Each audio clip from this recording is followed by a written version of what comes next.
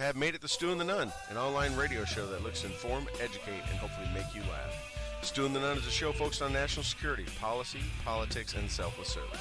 We do this by not only interviewing guests, but also sharing our perspectives and asking you, the listener, to interact with us on our show chat room, via our Facebook page, and on Twitter.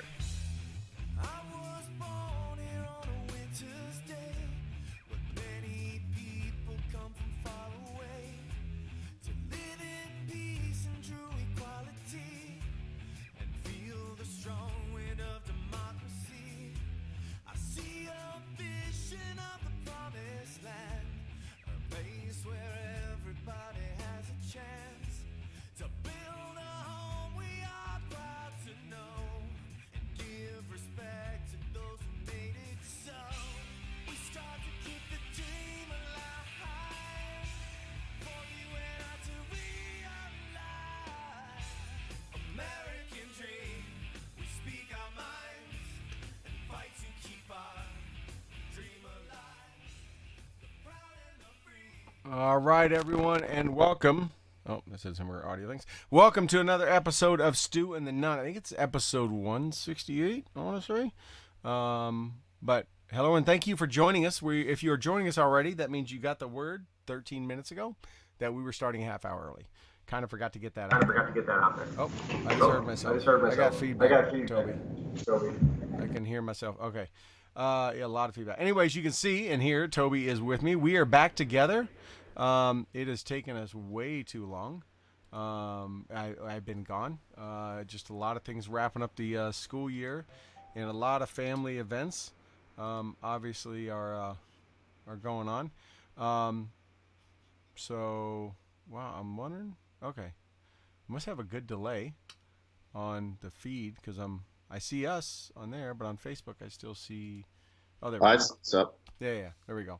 Man, your video looks great, Toby. Holy crap! It looks Well, great. you know, video looks great because I look great, and it's feeling the hair. great. It's the hair. Are you feeling good? You're looking good. Oh, thanks, man. I feel like that dude from the pillow commercial. If you sleep good, you look good. Yeah, you know, shout out to Dr. Krim, you know, my nutritionist that's killing it for us right now. But no, everything's going good. We're really excited about tonight's show. Thank you, everyone, for joining early with the additional 30 minutes so that we can talk about D-Day. And, Yes. you know, so like without further ado, we're going to jump into it. But of course, you know, as always, thank you to Enlisted 9 Fight Company for supporting us. Right now, one of the founders of Enlisted 9 Fight Company, Colton Smith, first class type, is in Normandy with the senior enlisted advisor, the chairman of the Joint Chiefs. So, you know, like big shout out, you know, to the SEAC and to Colton, you know, for all their support as always with Enlisted 9 Fight Company. But D-Day, you know, like. Oh, hold on, Toby, real quick. I just realized I need to change my high-speed, hot-looking Gina Lease calendar to June. That's true. Sia Loren, Army, 4-year veteran. Hello, Kirsty, USMC 6-year veteran. Oh, yeah. If you don't have one of these. Myself. There I we just go. changed mine, too. I just saw it on my camera. I was like, oh, my calendar's not updated. But there we go. I'm sorry. Go ahead, sir. My bad. No, D-Day. It's, you know, growing up in Canada, you know, it's one of those things that everybody knows about. The Allied forces made the largest, most bold and audacious maneuver that could possibly be made. Countries banding together for the betterment of humanity and undertaking, you know, just the most impressive event. You know, Operation Neptune, Operation Overlord, like these are just things that, you know, as a war fighter, as a historian, as a grandson, you know, how else can, this is just one of those moments that's defined all of humanity. It doesn't matter like what's happened in the world. You think about this day and what it actually means. This is this is the day that humanity changed the outcome, Oh, our world as we knew. I mean, it literally changed directions. We would. changed the outcome of all humanity. I can't think of a single moment in political history that has a greater effect than the 6th of June, which was supposed to be the 5th of June. Like Hey, it just goes to show you the weather and the enemy always get a vote. like And all even good plans go out the window on first contact and bad weather. yeah, and the 6th wasn't even ideal. That was still pushing it. It was not ideal weather. In fact, they caught the Germans off. They did not think we were gonna come and invade on that day because it was still kind of crappy. Yeah, it is. It is. It is a discerning point. This world would not. We can't even imagine what it would be like today if had that not happened or actually been successful. Right? There'd be a lot more German speakers in Europe, and who knows what it would be like here in the U.S. But I would chalk it up there with two major. I mean, look, Toby, we 9/11 was a big deal. It changed our country a lot. It changed a lot, but it did not have the impact on this world like that did. There's only one other event I can think of that changed this world, and that is when the Lord was hung on a cross, and paved the way for all of us, and Jesus was crucified, and D-Day probably had the two most significant events on this world as a global stage. Right, a lot of other big things happened. Chernobyl was big for Russia, and World War I was big for Europe also. And there's so many other things that happened. World War II was absolutely, Pearl Harbor was huge on us in the Pacific Theater. But D-Day, I mean, Japan would have never have had the ability to take over the world and do that kind of things because of their geographic setup, like Germany could have done. In my opinion. No, In my opinion. no, like there's, I mean, there are two like changing moments in world history. I'd say one is the Battle of Hastings of 1066. William the Conqueror going to a little place. Oh, that's right, Normandy, and then and then June 6th, the D-Day. To think about, and here's so many of the things I want to touch on. You and I have sat in battle briefings. We've sat in bubs. We've like looked at intelligence and made decisions on actioning on them. We've had people. We've had people share and with us, the most important thing that we could do for their country. We've had people tell us what to do. But can you imagine, like, the battle captain? That's all I can think of. There's some lieutenant colonel that's like, all right, boss, sir. They were planning. They didn't have PowerPoints. They were pushing like little toy figures and stuff. No slide deck, and was like, I think we should like fly planes, drag gliders, and push boats, and just like. And we're going to do this, and we're going to train people to do this, and from other countries too, from other countries. Yeah, and we're gonna cross coordinate with no cell phones, no none of this. They can't be like, hey, we are gonna, none of that crap, right? This was like writing, typing it out, triplicate, carbon copy, courier and locked bags. Yeah. No, like. Just putting it in perspective, like cross coordination between like companies is hard. They cross coordinated with countries. Obviously, everyone in the United States is, big on Omaha Beach. Where I grew up in Canada, everyone was big on Juneau. If you're in the Ranger community, you're all about Point de Hawk. Like these are, but to coordinate that, to like put planes in the air. And let's also talk about the planes in the air thing.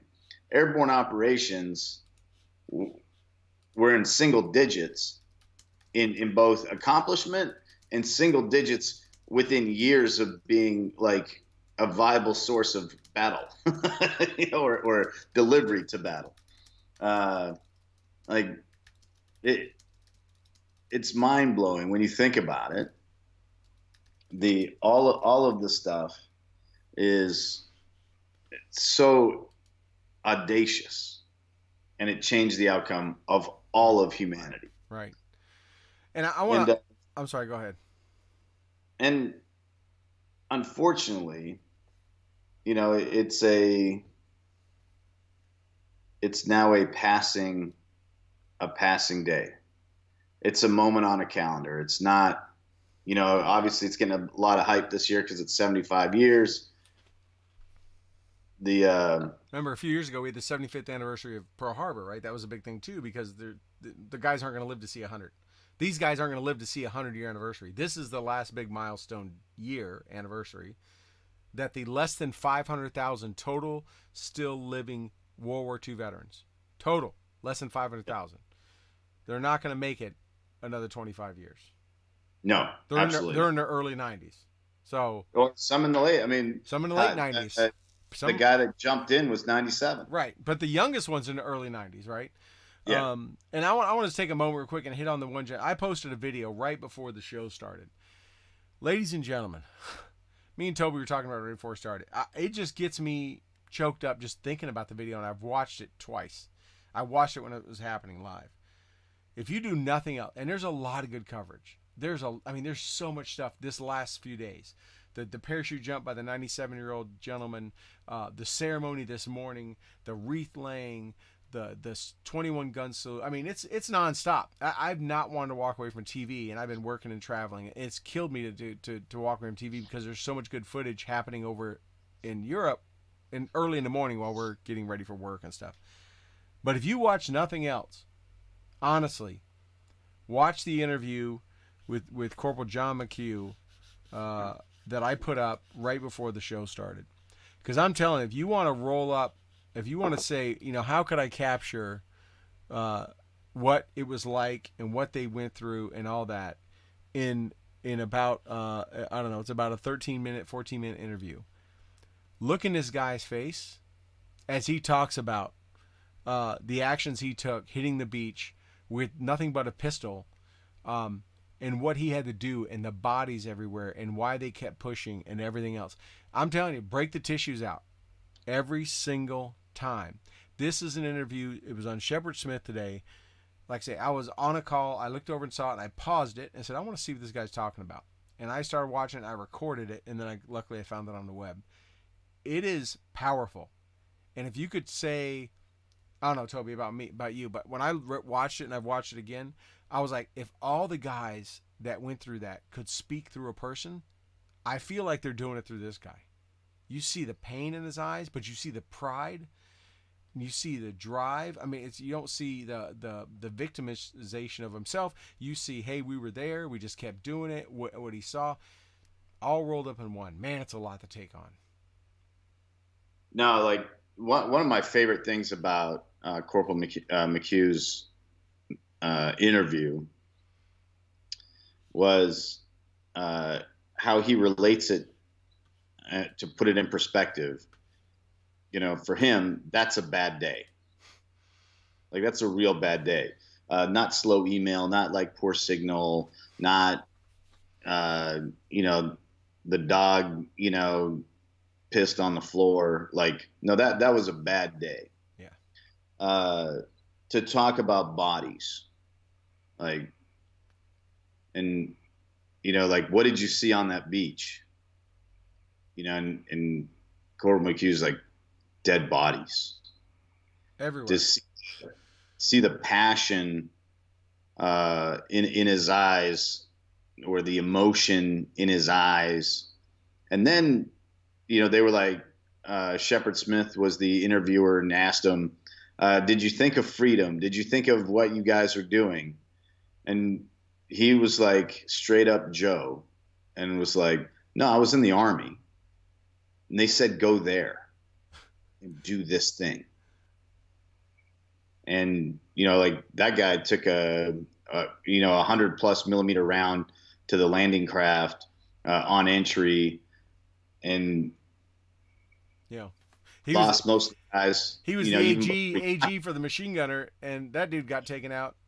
So he had no bipod to carry, no nothing. He just had his pistol yeah, crossing. He didn't have you an know, M1 to shoot back. He had nothing.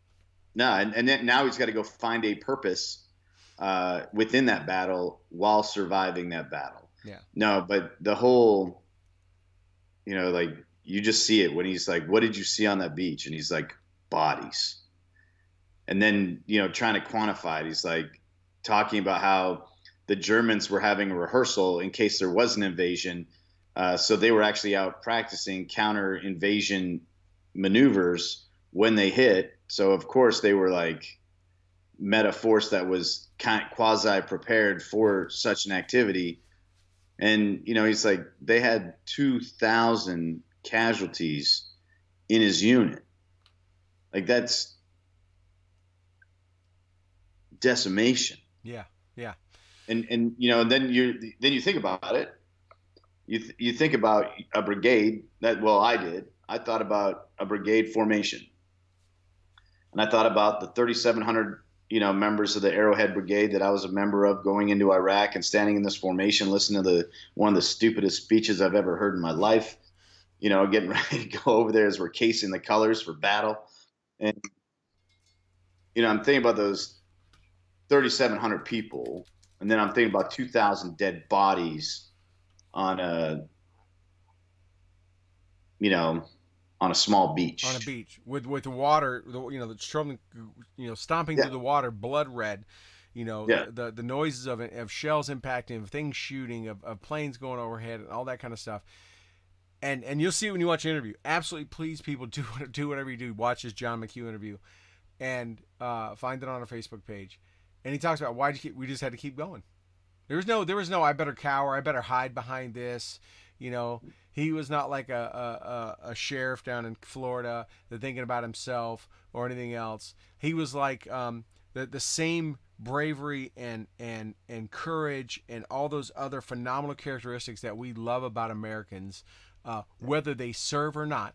If you think about some of the recent college students we've talked about and high school students that did the same thing, that walked into the frickin' hell of fire to save their others, that same tenacity that flowed through those young people's blood that just were put in the ground weeks ago is flowed through this guy's blood 75 years ago. Yeah, his comment to just see how far he could go.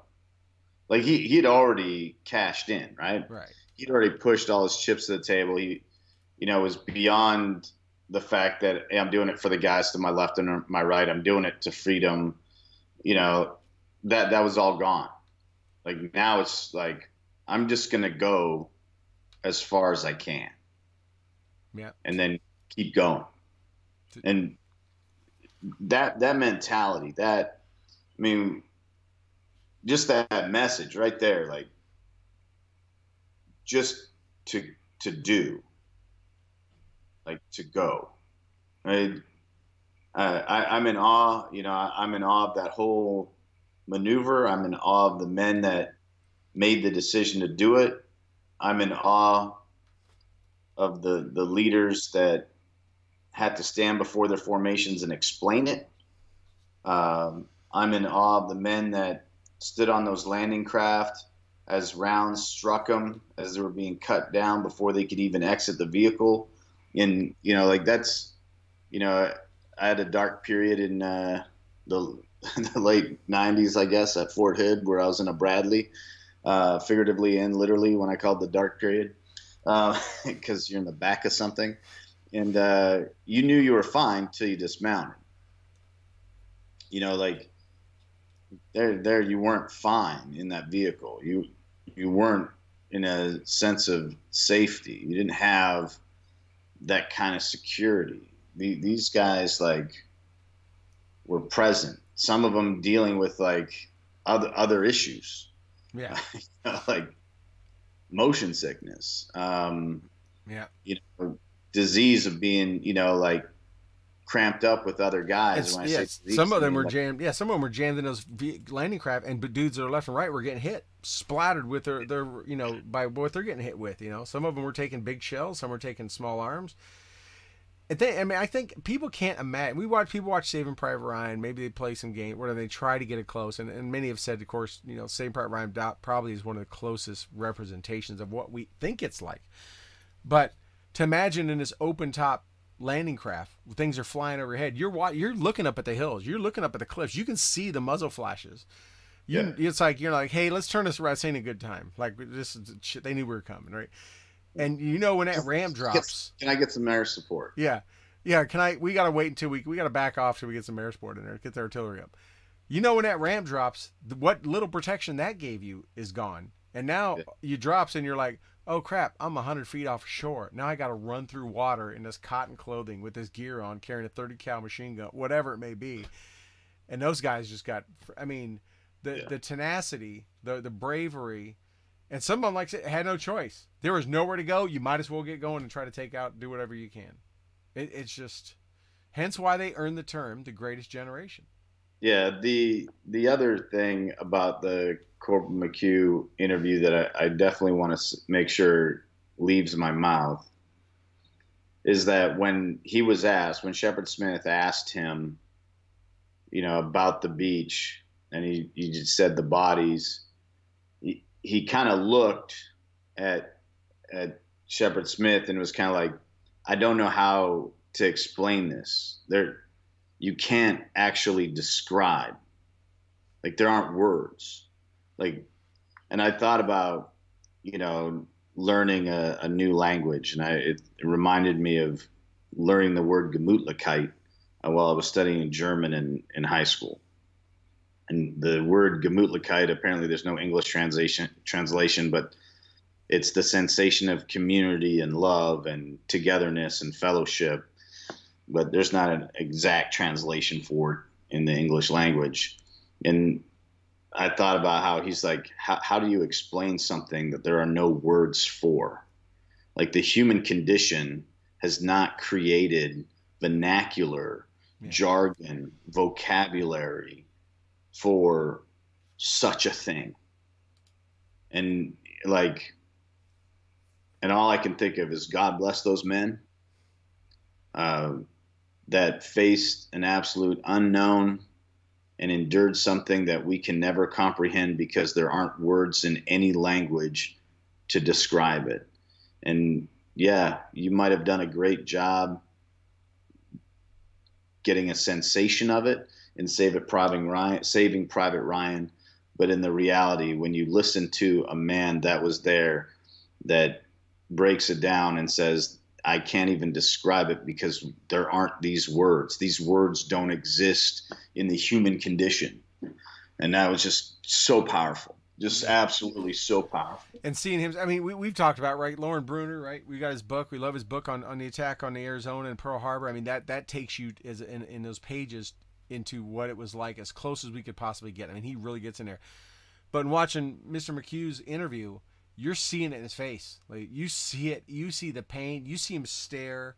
You can see the images. You can see he's re-seeing those bodies. He's thinking of his buddies. He's thinking of the guys that maybe the guys he weren't buddies with, but they were in his unit. And that brought them all together. All that you capture in by imagery at the same time he's speaking. It is super powerful. And when he and the rest of the roughly 500,000 leave this earth, that they will be the last of the brotherhood that will hopefully ever know what that was like, right? I can't imagine this ever being repeated or sensed again. I guess it was Patton that said we should not mourn the death of such men, but celebrate that such men just live. It was that Patton that said that? I believe so. I'm sure Rob will correct us. Probably screwing it up, but Rob will correct us. Yeah, Rob can correct it. But no, we should celebrate that such men lived. And, I think of my grandfather that served in Her Majesty's service. He was kind of advon, I guess is the word you would use to these events. And, even being advon to such a thing, like, I don't even know how do you comprehend that. And everyone that is is connected, that someone's there. I here in Texas, there's an affinity for someone that has a familial connection to the Alamo, and I think more emphasis should be placed on anyone that has a familial connection to those beaches, to any man that came across the English Channel, be it in the air or be it by sea. The greatest of men, the greatest of generations, and God bless them all. And thank you to them all, because I studied German in high school because it was an elective,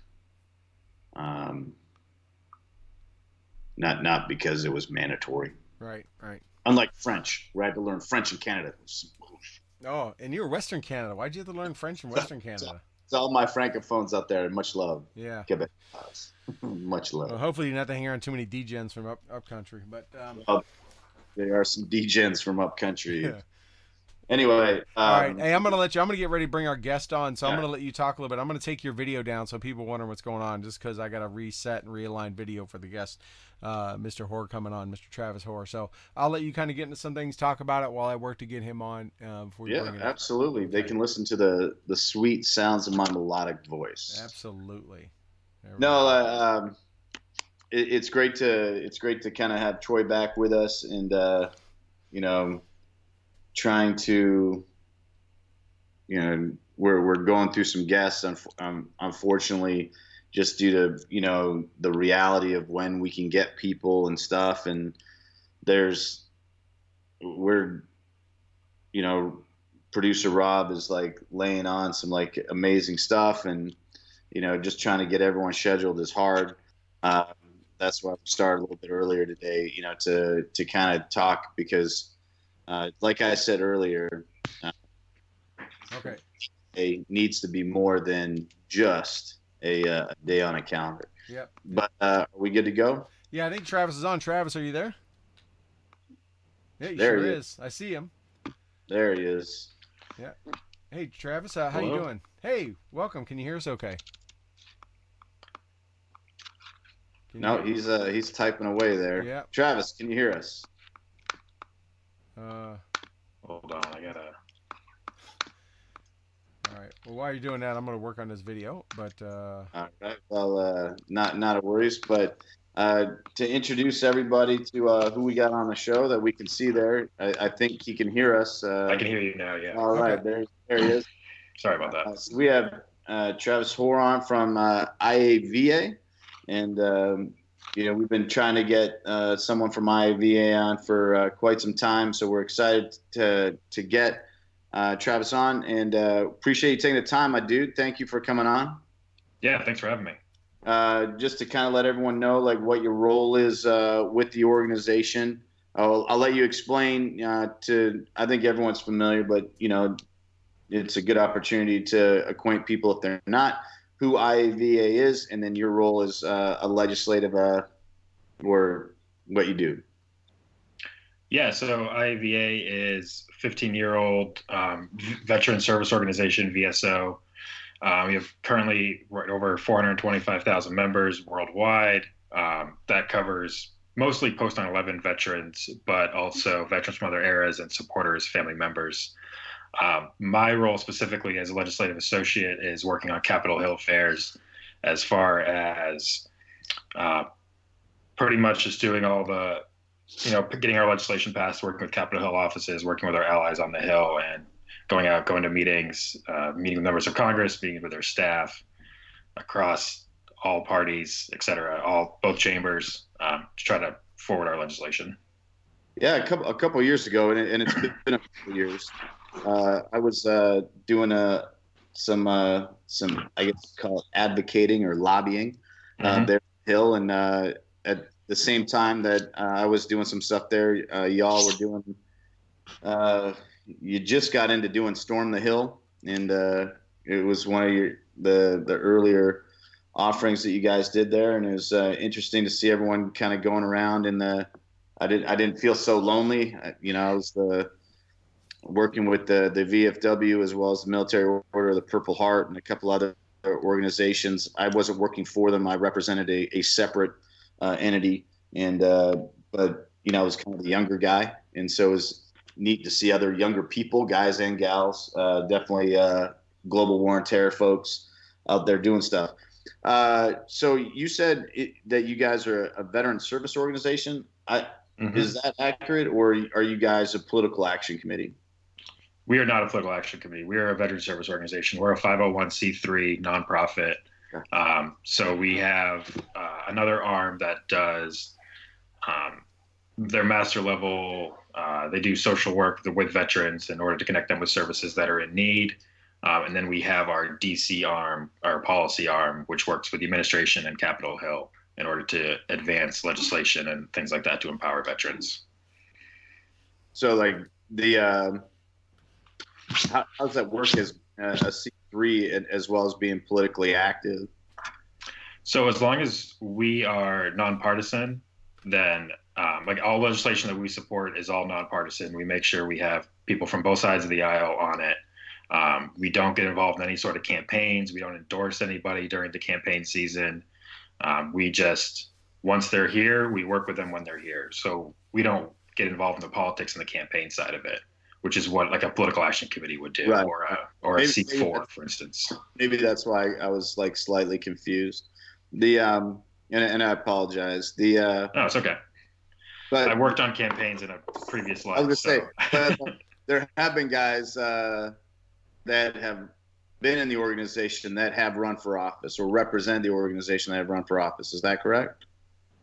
I believe so in the past, before my time. So I've been on for about a little bit over a year and a couple months now. So before my time, I think some people might have come through and might have run for office, but we don't endorse. That's our position. There's a lot of rumors about the founder, Paul Rieckhoff, making a run at office. That's kind of where I was getting ready to ask. Is he still involved? Is he still there? Is he still the president or leader of IAVA? No, he stepped down in February. He had another son, and he stepped down, and he's still on the board, but he's doing his own things right now. So he's still on our board. He's still obviously a powerful voice in the veteran space, and we're lucky to have him still involved. But he's not directly involved in the day-to-day. Jeremy Butler is the new CEO. He was the COO for a while. He stepped up, and we're all excited to have him on board, and it's been great working with him. Yeah, no, we've had some really good friends of the show involved in IAVA or in the past anyway. Kaboom, man, old Gallagher, like our boy Matt. He was off for a bit. Obviously. The numbers that you tote, like going through the website and stuff like that, it talks about a large membership and stuff like that. How do you communicate on a regular basis with your membership, and how active is that membership? So we send out emails and things like that to them. We connect with them on Twitter and Facebook as well. Our membership is... So we actually, one of my jobs when I first started, and I still do it from time to time, is confirming our membership. So all of our members, once they decide to join, you have to send in your DD-214 we confirm your service, that you served in Iraq or Afghanistan or not post 9/11, and then we put you in that certain bucket. And as far as active, I mean, we do 4 Storm the Hills a year. We have one coming up next week, actually. So go to stormthehill.org and you can follow along there.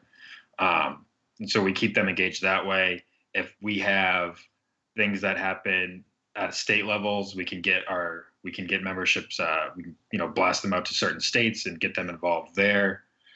So that's kind of how we work on that. Just recently, the House Veteran Affairs Committee did a hearing on the GI Bill out in California that we had a couple members that we sent out there down in Southern California at our campus. So that was great to have IAVA represented there. The reason I ask, my dude, is because obviously you guys are deeply engaged in legislation. Mm-hmm. And, typically in the past, the legislative influence that we've seen within the veteran community has been based on like the American Legion, some of the, congressionally chartered, more traditional veteran service organizations, the American Legion, Veterans of Foreign Wars, Military Order of the Purple Heart. And, you know, they develop their legislation based off of, you know, the activity within their membership base. Obviously, having the chapters nationally, you know, in the regular meetings, you know, they have this form of, you know, informational distribution where they can, you know, garner support or gain an understanding for what things need to be done. And one of the things that, you know, like the organization I was with previously, you know, like I said, I got to witness guys on Storm the Hill, and we were up there because the post 9/11 GI Bill was just in its infancy. And, you know, we're dealing with, you know, the creation of it. We're dealing with the plan when it first got rolled out, and its rollout was a abysmal failure. And testify and demonstrate how, like, other, you know, veteran service organizations were giving out, you know, financial support to cover, you know, the shortcomings of the VA, et cetera. But how are you guys now developing your legislative plan? You know, like, I'm going to use the Clay Hunt bill as an example. You know, like, the veteran community doesn't seem to be behind it at the level that, you know, like, I think would represent the majority of the veteran community. So, like, how do you guys, like, develop how you move forward on legislation, or who like, is it you? Like, I don't mean, you know, facetiously or to sound. Yeah. I mean, it's like, how are we developing? Because you guys are a powerful voice. Just in brand alone, like, you represent everybody allegedly, right? So, like, how do you guys develop that process? So we do a member survey every year. So you're right. We don't have chapters and things like that come up, and we have a national convention every year where we vote on stuff like a lot of the traditional VSOs. That's how their process works. We have a member survey every year that we do, which is the most comprehensive member survey of post 9/11 veterans. And we only send this out to verified post 9/11 veterans. Like I said earlier, we go through their DE-214 or medals, or however we do that to verify it. So we send the member survey out, and we get our members' opinion on things. And this is all, you guys can go to iava.org/survey. You can see all the survey results that we have on everything. So we take that data and we look at what our members are passionate about, what they're thinking about. This is how, you know, we got involved in the burn pit campaign, medicinal cannabis campaign, things like that. And then we form a policy agenda out of that survey. And our policy agenda is kind of our guiding light for the Congress. We just created a new one this past year that launched with the new Congress, the 116th Congress.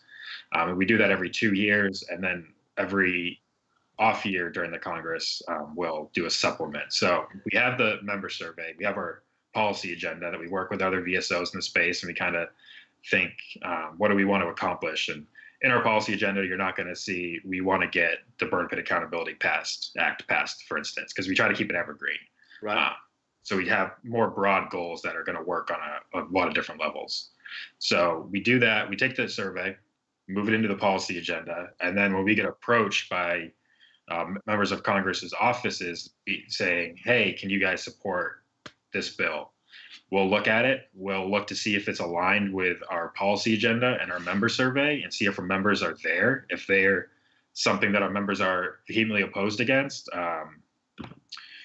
can't really think of anything right now at the top of my head, but if something comes out that our members are against, we obviously aren't going to move on it, because we are there. I'm on Capitol Hill there to represent our 400,000 members. So that's what we're there for. So that's kind of how that process works. So 400. So how many Iraq and Afghanistan veterans are there? 2.7? I believe so. Yeah, that sounds about right. Right around 3 million. Yeah. So, like, I'm Canadian. I apologize. My math is. I was like trying to come up with a percentage, and I realized, like, my math sucks. I need someone to do math on that. Rob. We need Rob, the unpaid producer, to do that math. He'll give us that in a second. Like, I'm a poli-sci major, so I'm not good at math either. You and me both. You and me both. So like that's why I'm like trying to figure it out. Because like some of the some of the legislation that y'all have, I guess sponsor is not the right word, but authored and then had sponsored by members of both, like you said, both chambers, like that there's some big stuff there. And you've also fought against some pretty big things. I believe IAVA has kind of come out against some of the privatization, right, of VA, and like that there's a lot of mixed feelings on that, and so that's what I'm asking. Like I'm not. I know it probably sounds adversarial, but I'm not being adversarial. I'm like, this is. Yeah, so I think a perfect example of this, if we go back a little bit, is talk to us. So. Yeah, I think a perfect example of kind of how we used our data and then came out on an issue that was kind of controversial at the time. I wasn't involved in this fight. I was still, I think I was still active duty when this was going on. But the repeal of Don't Ask, Don't Tell is a great example of where we surveyed our members and we saw where they were on it. And IAVA was, one of the first veteran service organizations to come out against and get that repeal in place, which we're very proud of, and we stand behind 100%. And it took. I haven't met a guy or gal who gave a shit. Yeah, that was all in like some old man's head somewhere. Like, you go to your point of domination? Yes. Do you want to kill the back? Yes. All right, cool, man. Exactly. And that's our stance with almost everything. Less than 1% of our country is serving. So, if the question shouldn't be your sexual orientation, your gender, et cetera. It should be, do you want to, are you going to defend and are you willing to stand up and defend your country and fight for your country? So that's the real important question. Truth. We were just talking about the brave men that crossed the English Channel, 75 years ago today. And, like, that's what's up. Like, in your hand and like answering that call, even when it's the absolute shittiest call that could ever be made. But Troy, you got some stuff, Troy? Yeah, I do. So I was, I've been going through the agenda and all that, and I just a couple of questions. So obviously one of the top things in your agenda is to modernize the government to support today's veterans. And Toby asked about, you guys were kind of against the privatization, but I'm curious. I mean, today was an instrumental day in VA healthcare, right? Mission Act went live today. What is IAVA's stance on it? Is that something that IAVA supports as part of that agenda under number 2, or is that something that you think is not in the best interest? IAVA, so we supported the Mission Act, and we've always been cautiously optimistic on its rollout. So we are still cautiously optimistic on its rollout. We've always said it's going to require strong congressional oversight, but it is something that we understand there's a need for it out there. There's a lot of vets in extremely rural places. I'm from Maine. Extremely rural places that can't get to a VA hospital that need to have a way to care, but it needs to be done in a way that doesn't expand and to kind of take away from what the VA does really, really well. The VA does have, high approval ratings. If you look at the veterans who are getting the care, so really it does, because I've gotten care there, and I know a lot of my guys have gotten care there, and I cannot say that I would say a high approval rating, but. And being an Army brat and then retired myself, I've spent a lot of time around VAs. I have never, honestly, heard anyone say that was the best I've ever got. Now, I've heard guys of the older generation who have no other health care being very appreciative of having that, without a doubt. I see enough of them when I walk in the door, sitting in their wheelchairs, sitting around the side, that are glad, who probably have no other kind of health insurance. And I know young veterans who have no other health insurance, which are glad to have that versus nothing at all. But I can't say anyone is if they have a choice that they're choosing that over private health care of any type. And I can't, and obviously that's what the Mission Act does, right? It's not just for rural people. VA kind of already has some programs for people that are rural. It's really people on long wait times. It gives them the chance to go out to civilian doctors, and civilian specialists and things like that to get that health care they've been waiting 28 days or more, or whatever it else is, right? That would seem like something IVA would be totally behind. Obviously every government program needs oversight, but it would be totally behind just based on its mission that it's intended to do. Yeah, I mean, and So IVA, as I said, like we were supportive of it, and we do think, but what we don't want to see is there's a worry that the VA is just going to turn into an insurance company essentially, where you just go and swipe your VA card at any doctor you want.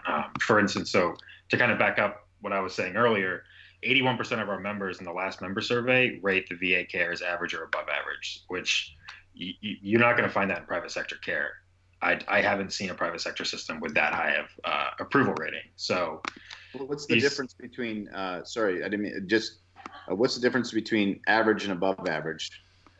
So this is all self-reported. So there's so it's what the veteran feels like. So that's kind of how it kind of has to work, because we can't really, if we're going to get into the. No. Yeah. So it's self-reported if they feel that they're getting average or above average care at the VA. I mean, that's obviously based on the members, but I also have never heard of a private doctor's office having people kill themselves in the waiting room or in front of. Have I ever heard that happen anywhere? And it's becoming way too common, obviously, in the VA system. So it is, and if you're average or above average, because I mean, look, I know I'm been there myself. My own family members have been through it. If you get to sit at home and they just mass mail you drugs, and you don't even have to really see a doctor, and they just show up automatically every 6 weeks, probably doesn't seem that bad. Or are they actually treating the problems, right? Are they treating the symptoms? Or are they treating the problem? I've seen too much. We know too many stories, and if not, God forbid, people that are getting toxic combinations and accidental overdoses, who probably, hey, if you're pumping me full of good stuff that makes me feel good, yeah, it's a pretty good system. I don't even have to go find it on the street. I don't know. I think there's some counter numbers to that. Well, I mean, I'm not trying to say the VA is perfect by any means, any stretch of the imagination. But there is issues, and it does require oversight to fix these issues. Well, Troy, I hear what you're saying, and I agree with you, especially on the prescription issue for sure. But we get one of our chat. This is the Facebook chat room. Like Rob McCready out of Washington State was talking about he chose the VA over private care for his cancer treatment. Yeah. Well, my boy's alive and fishing, so I love Rob. So Rob, thanks for being alive and fishing. Yes. But so it's I'm here in Austin, Texas. Obviously, it was very polarizing, very high profile. Suicide inside the VA waiting room. One of my dearest friends witnessed it, and it was like, and it is tough. It's tough to communicate that. What that actually is. But it's like there is a broad spectrum, and that's one of the reasons why we're asking these questions, because I know how I feel about things. My experience with the VA, I got some shrapnel in my leg. I didn't inject it in the parking lot, and, right. I can't even get an appointment, even though I have Army medical records with and this is where the grenade hit, little diagram of my leg, and and I'm still, unable to get an appointment to see somebody. So I understand frustrations, and all government systems are tough. But the reason I'm asking these questions is because the collection, the harvesting of information is what leads you to do stuff. So it's you got 400,000 members, and out of those 400,000 members, are they geographically concentrated? Because obviously, if you're in a big city and you have access to like San Antonio, right? You got Audie Murphy, which is one of the 4 polytrauma units that they have in the entire VA system. With Palo Alto, Minneapolis, St. Paul, Tampa, Audie Murphy, and San Antonio. That's all 4, right? Those are just amazing facilities, mind-blowing, amazing facilities. Guys have access to the Center for the Intrepid in San Antonio. Guys have for the Center for Intrepid in Bethesda. These are amazing facilities, just mind-blowing stuff. But if you're in Lincoln, Nebraska, that's why I'm curious about the membership base and the activity and the, you know, like of the organization. And that's, you know, more curious to me. It's like, that's how people develop. I grew up in rural Canada. We're socialized medicine. My dad passed away from like a very hard disease, idiopathic pulmonary fibrosis. And like, you know, there were no specialists in the little bush town I'm from, you know? So that's why, like, as a veteran, you know, I'm blessed to live in the middle of Texas, which is the greatest, you know, the Republic. And you know, we have cool stuff here. You know, like we have a state government that absolutely adores veterans, that, you know, does everything they can to support them. And, you know, like a high desire to serve those that served. And I imagine my experience is a lot different than Troy's. Like Troy's in New York. Like, yeah, a lot different. So geographically. To go on your first point, I mean, there's a saying that I think I've heard at almost every hearing that I've been to, that if you've been to one VA, you've been to one VA. They're all extremely different. To your point, there are some amazing facilities out there, and there are some that are lagging behind. And it's an issue of how do you create a system that is going to address and be flexible enough to address the needs of that certain community, but also be held to a high enough standard that the VA should be held to. So that's definitely something that we watch, and the VA is aware of it, and we're aware of it, and every other VSO and Congress is aware of it, that there is this issue of how do you get every VA up to these standards that you were talking about, that you have access to in Austin and San Antonio. And then to your second point about where IAVA membership is, we are pretty much consistent with the spread of post 9/11 veterans across the country. So we have a high concentration in New York, Texas, California, which are the three states with some of the three states of the highest concentration of post 9/11 veterans. I don't know the exact statistics on exactly where we are. I believe it's all in our member survey. So if you go to iava.org/survey, we break down our methodology of where everybody is and everything. Yeah. But so we're pretty much spread across. We're spread across the country. We're spread across the world. We have members worldwide. And is that like Prestige Worldwide? Something like that. Don't start singing. Don't start singing. I'm on a boat. Yeah. You don't want me to start singing. Sorry. You know, like, this is like obviously very passionate material, right? This is passionate content. You know, everyone feels strongly about it, so a little levity every now and then helps. Yeah, definitely. So you guys are getting ready to storm the hill again, you said. Yep. What are you guys going to do on the hill on this upcoming storm session? So we're going to be talking. Are you guys wearing like a uniform, or are you guys getting a little like looser on the dress code standards? Because when I saw y'all up there, y'all like you almost had like a Mormon vibe going. You're like, I thought you were going to ask me either invite me into Scientology, or to, you know, see if I had a few moments to talk about our Lord and Savior, which I always do. I have a few moments to talk about that, but the like, what are you guys going to do, and how's the approach? Yeah, so we're going to members' offices. We will be wearing our suits and appropriate business attire. We'll have lapel pins on our. We wear lapel pins, just IAVA. We don't have the hats or anything like that. This is how we identify ourselves. And we'll be pushing our big six, which is, you know, suicide prevention and mental health, increased mental health care, government reform, modernization, especially with the Mission Act. I'm sure we're going to get a lot of questions on that. And if our members have had any exposure to it yet, it's still very early. Like you said, it just rolled out about 12 hours ago. So we'll see those rolls out. The Burn Pen Accountability Act is going to be huge for us, considering the National Defense Authorization Act gets marked up in the House next week. And we are proud to say that our Burn Pit Accountability Act was in the base text of the House bill. So that's a great sign for us. So we'll be out there defending that, getting it talked about more on the Senate side, trying to get on the Senate version as well.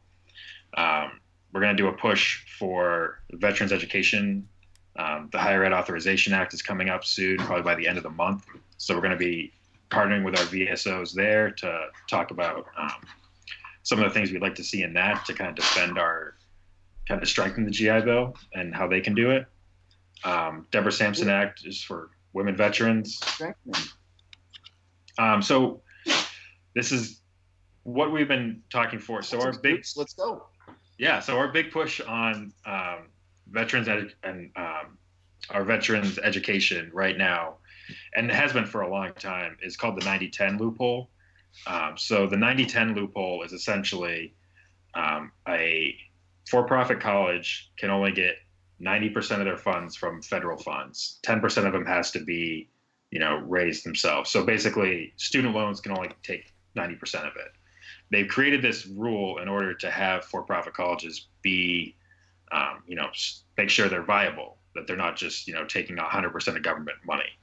The issue is that DoD funds and VA funds, so for the GI Bill, tuition assistance while at your active duty, spousal tuition assistance, that stuff doesn't count in the 90. It counts for the 10.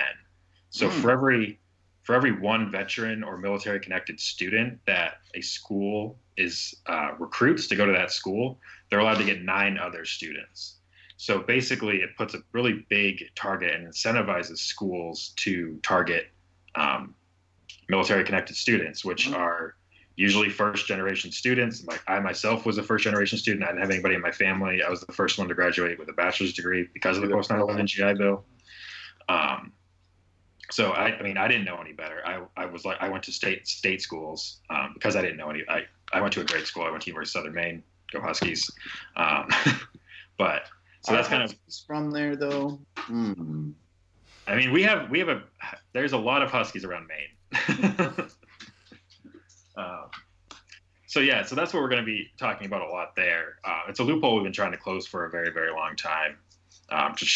We believe it will protect the GI Bill, and it makes schools be good stewards of, taxpayer money, which is what we should all want as taxpayers. So that's kind of, yeah. Yeah, that FTA, that's a wonderful thing. I didn't realize that's good information. Yeah, it's one of those little wonky things that we kind of get into here, but it's very, very important for membership. And like you said, we kind of need a way to make sure these schools aren't incentivized to go after military connected students, because some of these schools might not be as higher rated as other schools, but because they're incentivized to go after them, they're going to go after them. Have you partnered with any, when I say you, I mean the royal you, IVA, do you guys partner with other organizations at all, or you guys kind of lone wolves, or do you engage in partnerships or lobbying efforts with existing VSOs or political action committees? Or we work with other VSOs very, very closely. Recently, I was on the Hill with Student Veterans of America, Veterans Education Success, VFW, American Legion. We all go to these meetings, and military families, MOA, et cetera, et cetera. The list goes on.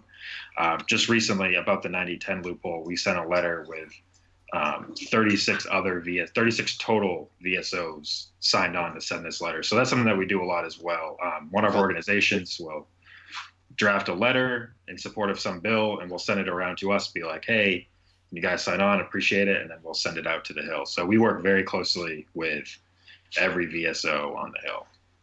Okay, cool, man. Sure. Yeah. I'm going through the latest 2019 survey, which is pretty interesting, and I'm bouncing that against some of your agenda, which one of it makes sense, right? The burn pits is a big one on your agenda, but I also see 75% of your people have said they served in Iraq, and versus the 39% that were in Afghanistan. So, but even Iraq and Kuwait is 75-44. So I mean, it is. Obviously, you have a number of things: legalized cannabis, all that kind of stuff. But are you taking the highest numbers to build your agenda, or are you guys looking at what's feasible to accomplish or influence, or are you looking at other input? I know you're looking at this survey heavily, which you obviously should be, but are you taking, okay, these made the top 5, that's what we're going after? Or are you bouncing it against some other kind of vetting it against to try to put some validity around these survey numbers? Yeah, so we have our members force rank issues for us, so they can rank what's important to you, and that's how we build our order of our big 6. Suicide prevention and mental health, I think, has always been number 1 ever since we've started this. Which obviously we're all post-9/11 veterans. We know how important it is. So that's something that's always been. So that's how we get our ordering and kind of what our priorities are. Okay. I am curious about one thing, and I don't know if you know this answer or not, but I'm looking through the part on number of deployments, and for OEF, 23% say 0 deployments. So I'm like, well, then how do you have 0 deployments to OEF? Either you've deployed or you haven't. What is there something behind that number I'm not understanding? Yeah, so they probably deployed to OIF, but not OEF. Oh, okay, gotcha. Yeah. Okay. Okay, that would make sense. Yeah, because New vice versa. Yeah. Okay. Yeah. Okay. Yeah, because like New Dawn, Resolute Salute, those newer ones which didn't have as many forces, obviously are very high on 0. So they were in. They just didn't deploy to those since they've been in or whatever. Well, okay. Also keep in mind, Troy, that OEF covers more than just Afghanistan. Right. It was, quite a bit more. The whole Southwest Asia. Theoretically, if you were in the National Guard and you deployed to, say, the San Jose International Airport, that counts as an OEF deployment. Just not hating. No, just saying it was back and then. Yeah, I was just wondering how you could have 0 deployments, but it makes sense. Yeah, it makes sense if they were in Iraq, they didn't go to Afghanistan, so they have 0 deployment to Afghanistan. Yeah. So if I'm remembering correctly, when I took this survey, you have to select the answer on each one. So okay. that's why we have a 0 there. Okay. Yeah. All right. Interesting. Yeah. And then you do this every year. Mm-hmm. Have you talked about the mental health and of course the suicide issue always being at the top, and obviously it should be. Have you seen other big swings over the years since they've been doing this? I know you've only been here a little over a year yourself, but looking back at the past numbers before you joined, have you guys seen, like, did the cannabis thing just pop up this year? Was there something else that was really big 2 years ago? That kind of stuff. That's exactly what I was going to bring up was cannabis. We've seen a huge swing on this. I think last year, if I remember correctly, when I first joined, they finished up the survey and everything, and we were using the old flyers. And I think we were right around like 65 to 70% were supportive of medicinal cannabis, and now we're at like 90%, or at least for research. So that's a huge swing that we've seen. I mean, this is also a swing that we've seen in other VSOs as well. Right. That's interesting, right? You would think, okay, that would imply, you must have a really younger user base. But looking at your age breakdown, right, the highest number is between the ages of 51 and 65. Yeah, 24%. I think it's because, like to your point earlier, I think a lot of our generation, a lot of our, fellow service people were affected really hard by the opioid epidemic, being from a lot of rural areas. I know back home in Maine, not even just my veteran friends, but like my people that I grew up with, we were hit pretty hard for it. And then kind of any relief that you can get, and cannabis is seen as a potential way that we could relieve the opioid epidemic. So that I think that is a possible explanation for it as well. Yeah, but it could lead to obesity. So just saying, I mean, it could be.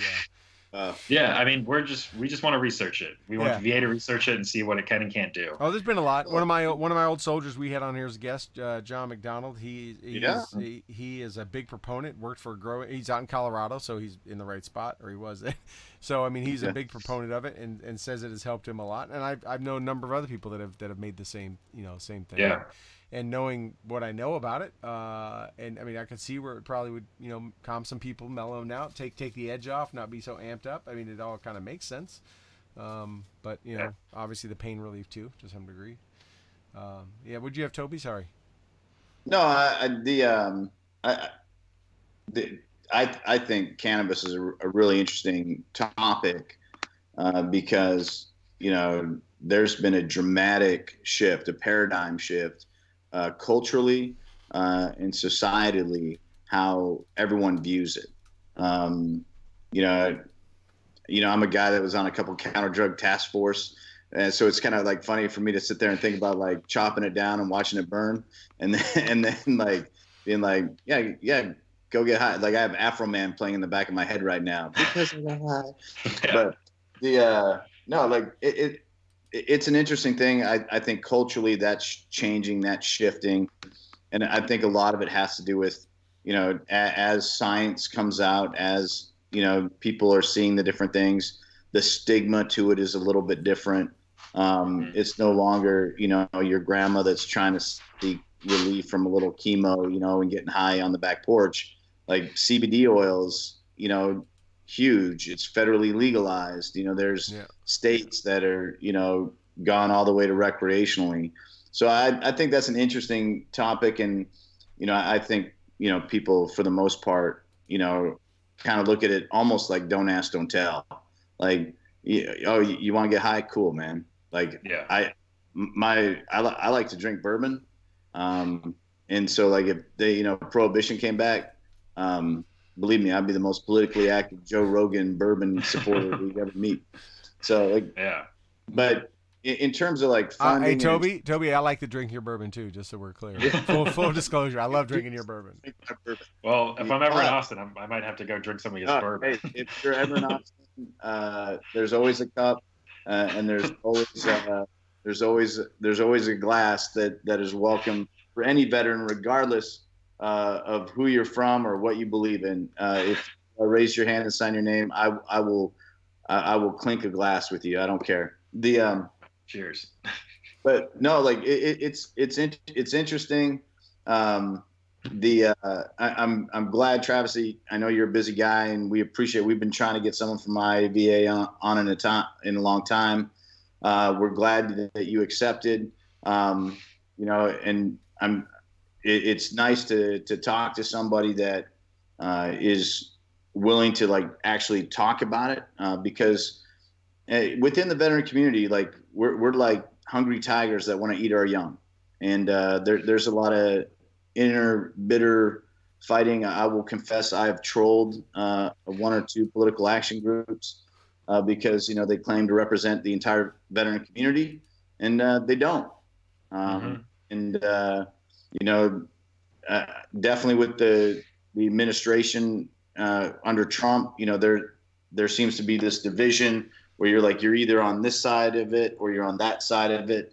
And I think as veterans, we should be able to have dialogue, and we should be able to talk and be like, well, why do you feel that way about the GI Bill? Why do you feel that way about the Mission Act? Why do you feel that way about? Because we are all across the country. We're all from different socioeconomic backgrounds. Like, man, how cool is it that you're the first guy in your family to graduate college? I mean, that's pretty cool, bro. Yeah. I mean, if you would have told me before I joined the Marine Corps that I'd be meeting with my congresswoman, I would have been like, there's no way. I'm just, a kid from a town of 4,000 people in Maine, Yeah. And your service led to that. And that's, the essence of the veteran experience, as it should be. And what we don't want, though, is the essence of the veteran experience to be bitter battles about, well, I feel this, therefore your view is discounted. We should be able to talk. And, as a guy that's like testified on the Hill, a guy that's worked on the Hill, as a person that is on a couple different congressional members, like consulting, I guess you could say, like our local congressman here from this district, I've spoken to him and, talked to his legislative staff about different things, and, the pulse of the veteran community. The good news is I live in a veteran community that's got more 4-stars sitting in Sun City than, they know to shake a stick at. That's why they always have great speakers. But, like, who wants to talk to the little enlisted infantry guy? Right. It's important that we have dialogue. It's important that we're honest with each other, and that we can have these conversations. We shouldn't troll. We should be able to have dialogue. And I'm excited. Like, I will say, like, full disclosure, I knew Clay Hunt. Clay Hunt and I did some bike rides together. and Clay Hunt and a couple of our other buddies were supposed to go on a horse trip together, and we were a week out from departing on that trip when Clay took his life. I sat in Clay's funeral. You know, Clay was a friend, and it's, you know, like when someone uses someone's name on something, you know, like it becomes real personal to you. And when an organization uses someone's name on something, you pay attention to it, because I know what his dad said at that service, and I know how his dad felt about his son's mental health history prior to the military, during the military, and post-military. And so, like, you know, like sometimes, you know, like, no offense to your former leader, you know, like I didn't appreciate Paul being at that funeral saying, you know, things in a TV interview. Like, why are you giving a TV interview at my fucking boy's funeral? Like, you know, like that's some strong stuff, you know, and like, but that shouldn't not allow us to communicate. That shouldn't prohibit us from having dialogue and understanding each other's positions, because, like, man, like, you guys have a power, you have a voice. You know, I joked about, you know, you wearing the, you know, the proper business attire. I was wearing it too. I just wore and my lapel pin had a CIB, and, you know, like my the organization I worked for at the time. But and I get Washington. I get, like, that's how you do it. And, you know, Troy, while he's wearing an awesome Enlisted 9 shirt right now, shout out to Enlisted 9, our sponsor. But you know, like, we should be able to have contact. We should be able to have dialogue, and we should be able to understand where we're coming from, because, like, by name, y'all represent all of us. And, you know, like, and that's the thing. And I will say, while I just said something disparaging about your leader, your former leader, he did come up with a program that got everyone a 6-pack of Miller High Life. And that was cool as shit. He also got people JCPenney gift cards to help get better clothes for a job interview. And vets employed are better than vets unemployed. So, like, I'd like to end with that, saying, like, you know, you guys have done some cool shit. Anyone that can get a 6-pack of beer for anyone that I've served got my vote for a moment. If you had me a bottle of bourbon, you know, I might have been a lifetime member. Yep. I'm just saying. Like, you know, I can be purchased. My ethics, my moral compass is purchasable with a good bourbon. With a good bourbon. Let's you know, it's with the quality. Yeah. But hey, Travis, thanks for coming on. We appreciate you taking. Thanks for having me. Thanks for letting us and leading us through. We put the website information up in the chat room, so, like, our listener base can kind of go in and do that. It's iava.org. And you can go through, when you click the menu, there's a search option that you can just click in survey. You can click in Storm the Hill. You can click on join if you're interested. So all that information's there. Travis, congrats on being the first college graduate in your family. That's awesome. That alone is something to, like, high five, and your service brought that. So, like, good on you. I don't know about, you know, like, you know, the University of Southern Maine. I don't know anything about it. Now I know that they're the Huskies. So, and you're a Devil Dog, right? So yeah, I would assume they have a good hockey team. I'm just going to assume they have a good hockey team. They're from Maine. They're a pretty decent hockey team in baseball. Yeah. Okay. They're not the Black Bears. You know, like we're not the Black Bears. Yeah. That's true. Yeah. That's the main campus, the University of Maine Black Bears. But we're affiliated. USM's, you know, part of the UMaine system. We're in Portland, though. But Travis, thanks, bro. Appreciate it. Thanks for having me. Appreciate it. Hope to come on again sometime. Talk about our victories. There we go, man. All right. We'll get you back, bro. Thank you very much, Travis. Thanks. Thank you. Have a good night, guys. You too. Bye. Have a good night. All right, everybody. There we go. Mr. Travis Hoare from IAVA. Let me do a little watch this stuff here. I'm going to boom. I got Toby in. I didn't have to do a whole bunch of crazy stuff. I was working on getting our video. Oh, look at me, like split screen. Just for a second, but then look, it's going to cut right to you. Perfect. I got excited. I know. So, one of my favorite ladies in the world was in the chat room earlier. And you know, Is that my mom? Who is that? Is it my well, mom's in chat room? You know. no, she's on the top 5 list. But I was talking about Candace, and Oh like yeah, Candace is in there too. Candace is like, Giving us I mad remember she props. said something to me like 3 or 4 years ago. She was like, "That social media wizardry that you guys do," and I was like, "And there's Troy doing the wizardry." Oh, she likes our tech production, huh? Yeah, Yeah. no, like well, she likes your tech production. Let me go ahead and say that. No Rob, slight on you, brother, but we're getting good props tonight on audio and video. I'm just yeah, no, saying. like uh, producer Rob loves your tech. Um, I love your tech. I can tell you whose tech I don't like.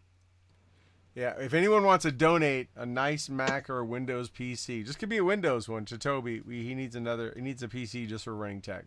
Doesn't need to be crazy. 16 gigs of RAM be good. You know, good CPU, hard drive. That's all he needs.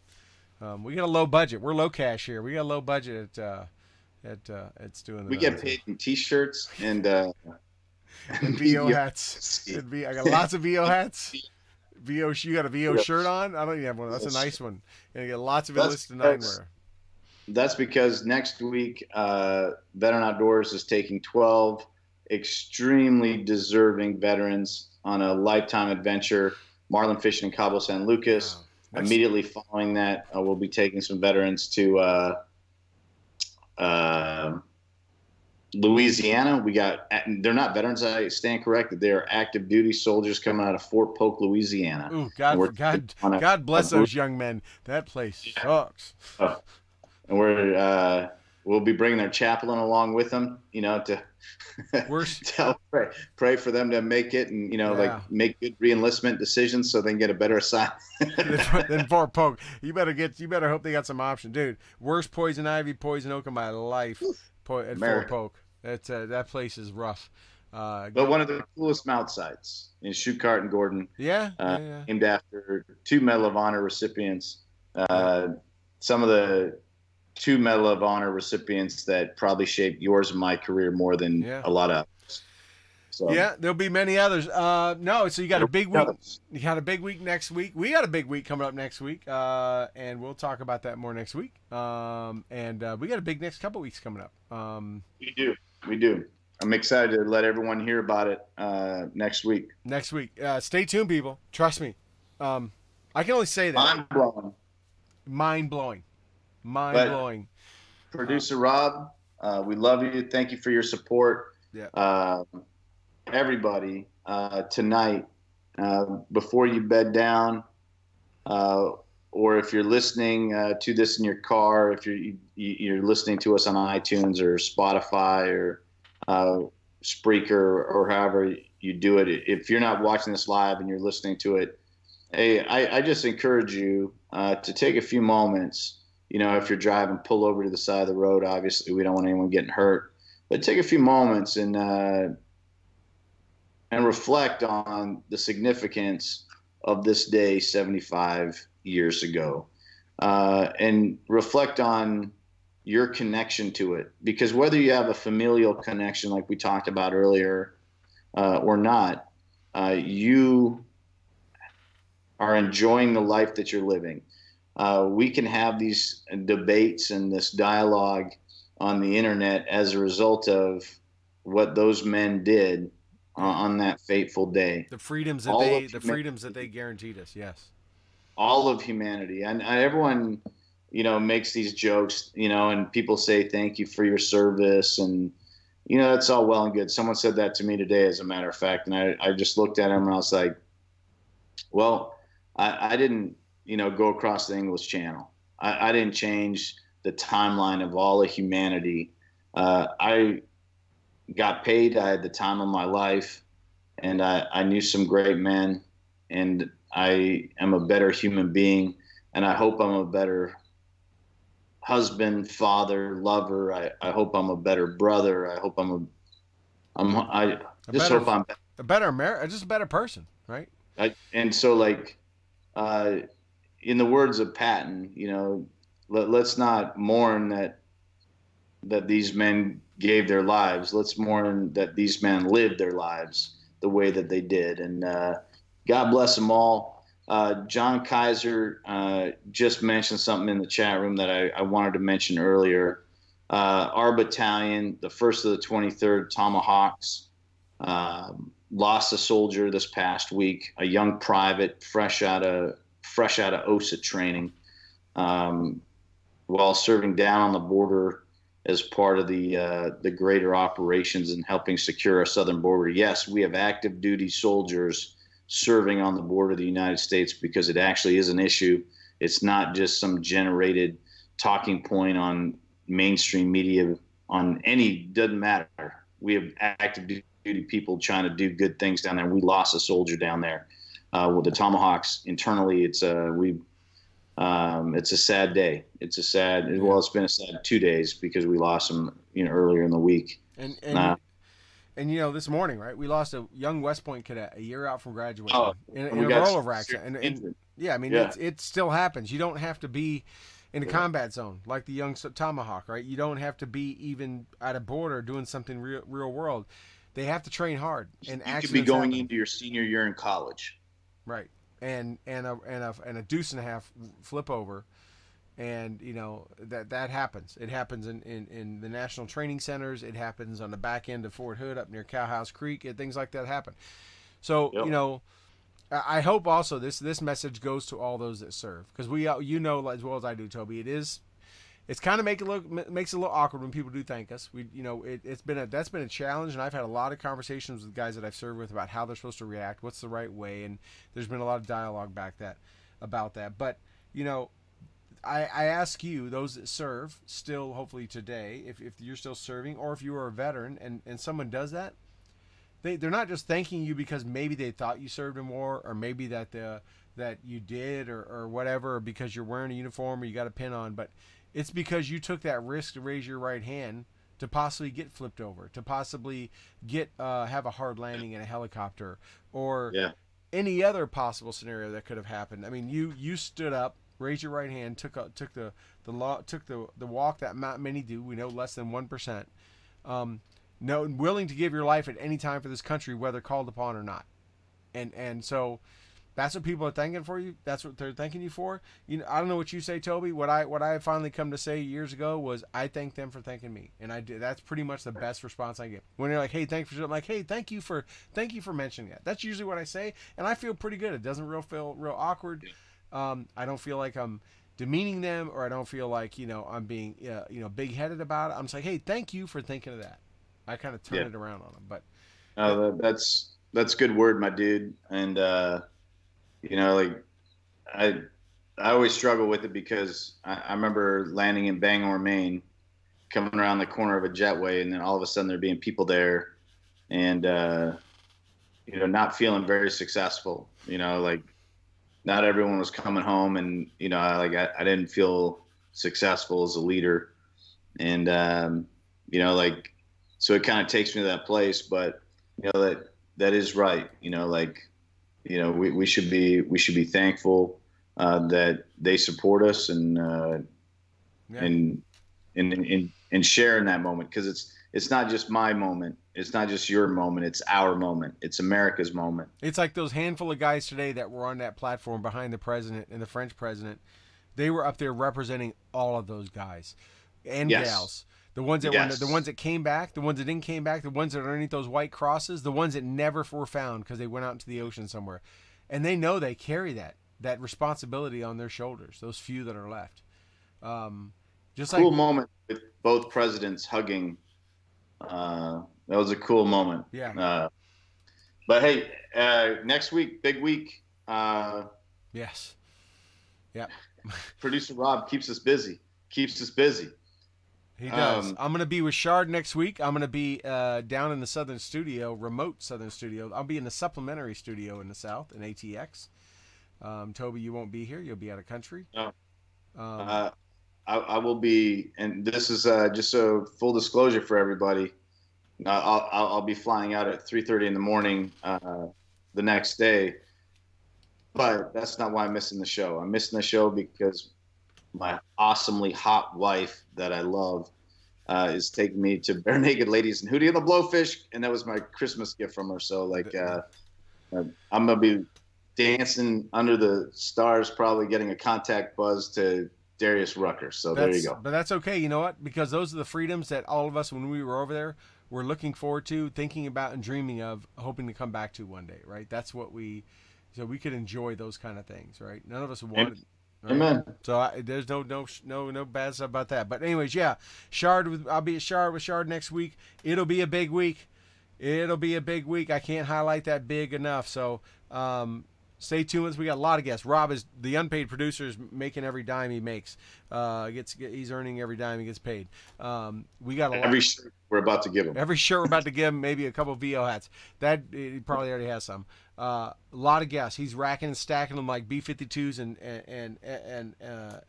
F-15s in the sky, ready to drop ordnance. Except the ordnance are guessed, so it's awesome. But, anyways, thank you everybody for joining us. Toby, thank you. It's so good to be back with you and having a great tech experience and seeing you again. And I don't know if I'm going to be able to see you next week. I know we're going to try, but it's going to be. We're going to try. Yeah. We're going to try. It's going to be a crazy week. We may do some. There'll be some videos next week. In fact, I think we can promise, Toby. We can promise there will be some. There are going to be some Instagram or Facebook Live videos on the fly throughout the weeks over the next several weeks. We should expect to see that. So, amen. Right. All right, everybody. Everybody have a good night. Thank you so much for your support, for bringing us into your hearts and minds and ears and video and all that stuff, and giving us some of your Thursday night with us. Toby, thank you. Rob, everyone in the chat room, everyone have a good night. We'll see you next Thursday evening here on Stu and the Nunn at 8 o'clock Eastern, right here at Stu and the Nunn. Thank you very much.